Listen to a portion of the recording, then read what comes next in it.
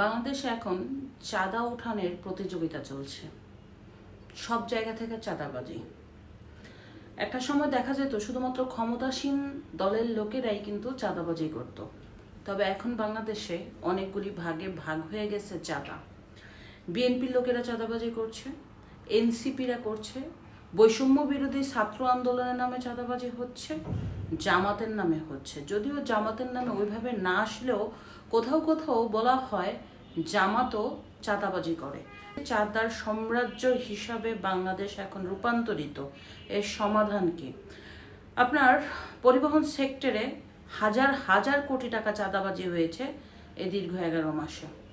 পরিবহন সেক্টর বলেন, ব্যবসায়িক প্রতিষ্ঠান বলেন, বিভিন্ন খাত বলেন, যেই প্রতিষ্ঠানগুলি অদল বদল হয়েছে সেখান থেকে বলেন, চাঁদা, ঘুষ, চাকরি নিয়োগ বাণিজ্য, এরকম কোনো সেক্টর নাই যেই সেক্টরে তুমুলভাবে চাঁদাবাজি হচ্ছে না।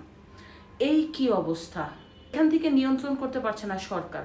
আসলে সরকার কি করবে? সরকারই তো চরমভাবে ব্যর্থ।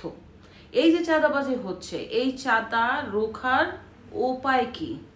আজকে বিএনপির মহাসচিব মির্জা ফখরুল ইসলাম স্বয়ং বলেছে আগে চাঁদাবাজি হতো 1 লক্ষ টাকা, এখন চাঁদাবাজি হয় 5 লক্ষ টাকা।